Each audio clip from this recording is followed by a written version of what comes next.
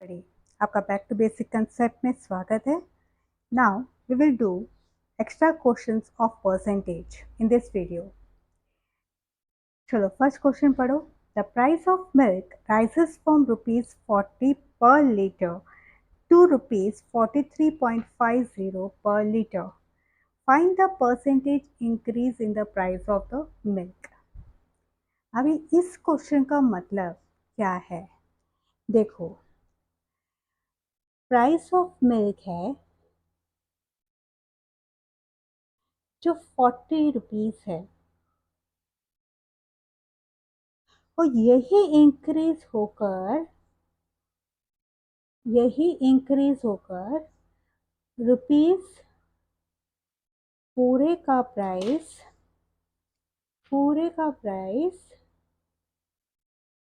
Rupees 43.50 हो गया है। ठीक है, अब हमें क्या फाइंड आउट करना है?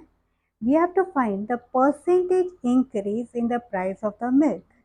ये फाइंड करने के लिए हमें इंक्रीज इन द प्राइस, कितना इंक्रीज हुआ है प्राइस में, वो फाइंड आउट करना पड़ेगा। वो कैसे फाइंड आउट करना पड़ेगा? देखो, ये तो अपना है न्यू प्राइस, ये है जो पहले का प्राइस है। हमें क्या फाइंड आउट करना है? हमें इंक्रीज इन प्राइस फाइंड आउट करना है। वो तो आप जानते हो कि कैसे फाइंड आउट करोगे। बड़े में से छोटा करना है तो वो आपको पता है कि क्या करना है, सब्ट्रैक्ट करना है। ठीक है, तो हमें क्या मिल जाएगा? Increase in price. और फिर परसेंटेज इंक्रीज इन प्राइस करने के लिए वी विल मल्टीप्लाई बाय 100। वो अभी देखेंगे कैसे, इसके लिए भी फॉर्मूला है। पहले स्टेटमेंट लिखते हैं।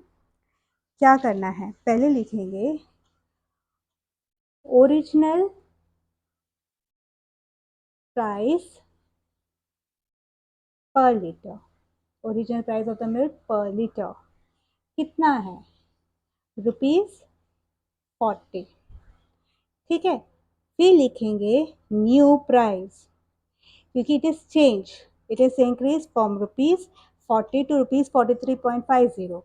तो ये न्यू प्राइस हो जाएगा पर लीटर,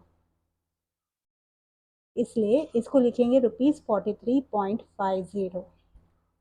अब हमें क्या फाइंड आउट करना है? Percentage increase in the price. वो फाइंड आउट करने के लिए हमें क्या फाइंड आउट करना पड़ेगा? Increase in the price. ठीक है, तो करो, चलो। इंक्रीज, कितना इंक्रीज हुआ है? Increase in the price equal to ₹43.50 minus ₹40. What we are going to get? ₹3.50. Okay, अब हमें क्या लिखना है?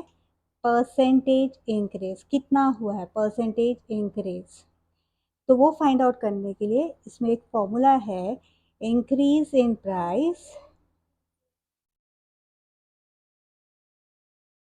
Upon original price into 100।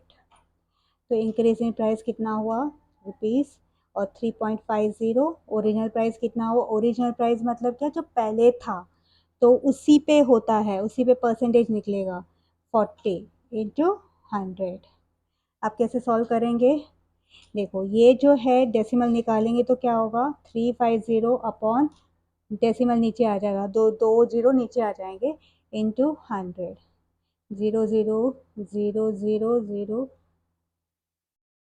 0। कैसे करेंगे?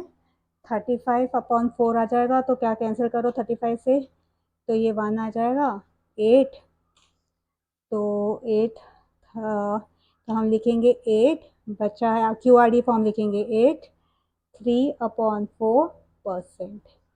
तो द आंसर में क्या लिखोगे?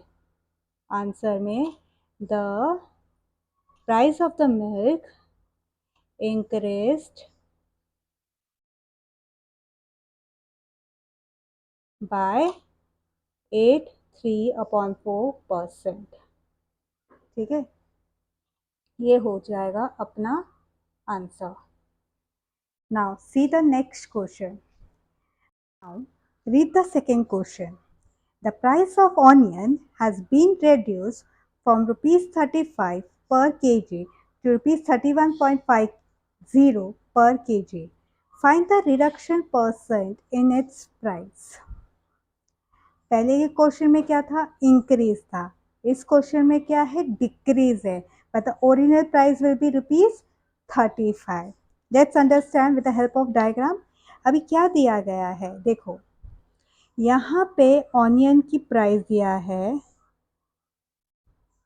ऑनियन का प्राइस दिया है रुपीज 35, ठीक है, पर केजी, और फिर ये रिड्यूस हुआ है कितना, मतलब ये रिड्यूस हुआ है इतना, तो ये बताएंगे,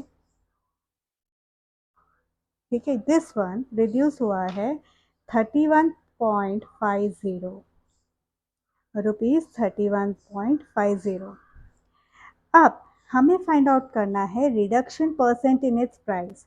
तो हम क्या करेंगे, reduce price reduction in price find out करेंगे पहले.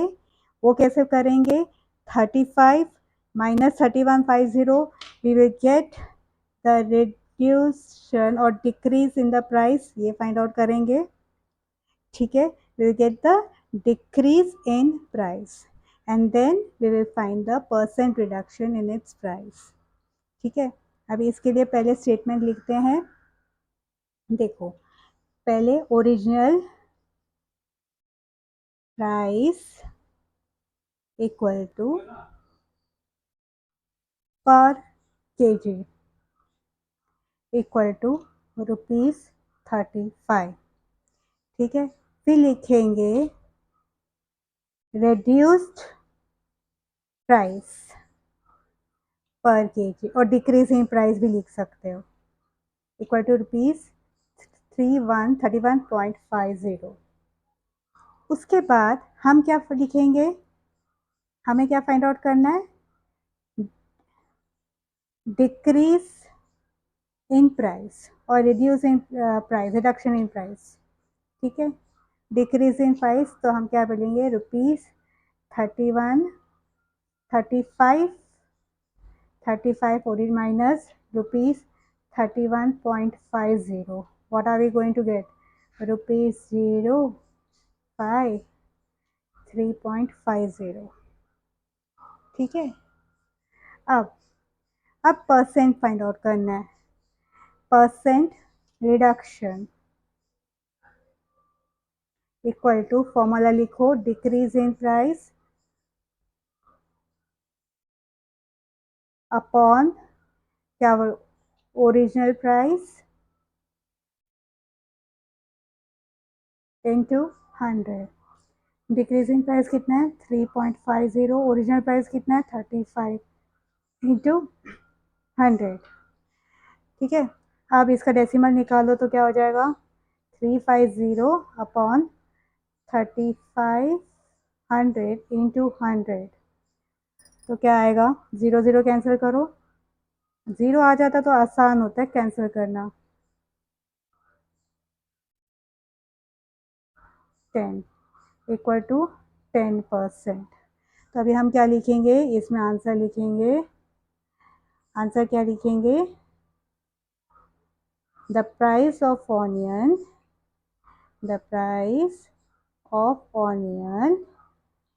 is reduced by 10%. Okay, now see the third question. को पढ़ते हैं. After deducting 10% of the amount of bill, ₹3,204 is left to be paid. What is the amount of the original bill? चलो diagram के सारे समझते हैं. ये देखो पहले क्या है, देखो शॉपकीपर में पहले इसकी समझो. पहले आप शॉपिंग करने जाते हो, कपड़ों की शॉपिंग ही समझो. शॉपिंग करने जाते हो तो वो दुकानदार क्या करता है, list of items what ever you have purchase वो लिखता है, और फिर बाद में बोलते हैं मैंने 10% डिडक्ट करके आपको इतना पैसा भरना है, ठीक है. और वही अभी हम डायग्राम के सारे समझेंगे। देखो ये है 100 में से उसने 10 रुपीज़ डिडक्ट किया, तो फिर जो भी बिल बना है, वी डोंट नो कितना अमाउंट का बिल भरा है बना है, और 10% डिडक्ट हुआ है। 10 मतलब इतना डिडक्ट हुआ है। इतना डिडक्ट होने के बाद इतना डिडक्ट होने के बाद इतना डिडक्ट होने के बाद this much amount 3204 is left to be paid, मतलब हमें पे करना है। इतना लॉस, इतना जो भी है वो शॉपकीपर ने हमें डिस्काउंट दे दिया, हमारे लिए प्रॉफिट। इतने का बिल हमें फाइंड आउट करना है कि कितने का बिल बना है एक्चुअली। तो अभी क्या करना है, देखो कौन सा सेम सेम है। ये सेम तो नहीं है क्योंकि ये परसेंट है, ये कितना डिडक्ट हुआ है वो तो हमें नहीं बताया है। तो हमें फाइंड आउट करना है कि जो सेम सेम हो। हमें ये तो पता है दिया गया है, हमें ये नहीं पता कितना है। तो हमें ये पता है, हमें ये फाइंड आउट करना है कि 100 में से कितना हमें अमाउंट पे करना है, कितना परसेंट पे करना है। तो ये हमें फाइंड आउट करना है। This we have to find out. ठीक है, so what we will do, we'll first find out the percent of the amount of the bill to be paid is left to be paid, okay, and then we will find the amount of the original bill. ठीक है, चलो अभी इस question को अभी पहले statement लिखते हैं। Percent deducted of the amount of bill, कितना डिडक्ट हुआ है 10%, तो percent left percent of amount of bill left to be paid, left to be paid, वो कैसे करेंगे, equal to 100 minus 10 equal to 90%। ठीक है, अब ये मिल गया है।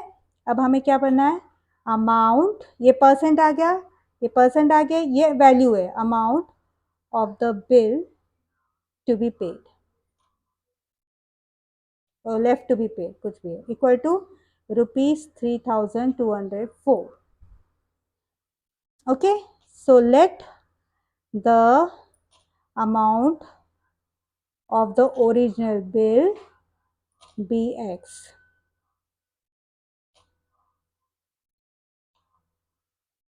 अब क्या करेंगे, 90% ऑफ x इक्वल टू 3204, तो 90/100 into x equal to 3204। 0 will get cancel, product है तो रेसिप्रोकल हो जाएगा, डिवाइड कर रहे हैं ना तो उसका रेसिप्रोकल हो जाएगा। तो क्या आएगा, 1 डायरेक्टली कट रहा है, 549 it is going in 9 table, तो कितना आता है 327 50 5 6, तो आएगा ₹3560। तो the amount of the original bill equal to ₹3560। okay, now see the next question, fourth. A mixture of milk and water contains 8 parts of milk and 2 parts of water. Mixture है जिसमें 8 parts milk के हैं और 2 parts water के हैं। Find the percentage of milk in the mixture. चलो पहले देखते हैं इसका मतलब क्या है। देखो यहाँ पे 8 पार्ट, 1 2 3 4 5 6 7 8, 1 2 3 4 5 6 7 8, 8 पार्ट मिल्क के हैं। ये मिक्सचर है, ठीक है, मिक्सचर है जिसमें 8 पार्ट्स मिल्क के हैं, ठीक है, और 2 पार्ट वाटर के हैं, 1 2, 2 parts are of water. So 1 2 1 2 3 4 5 6 7 8 और these two parts are of water. ठीक है, अब इसमें से हमें percentage of milk in the mixture पूरा मिक्सचर कितने पार्ट्स है मिक्सचर में 1 2 3 8 + 2 10 पार्ट्स. तो मिक्सचर में कितने पार्ट्स होते हैं 10 पार्ट्स. और फिर हमें परसेंटेज फाइंड आउट करना of milk. We know the 8 out of 10 percentage find out करना है तो इनटू 100. बस that way you have to do. Let's do the statement. इसमें क्या लिखोगे parts of milk in mixture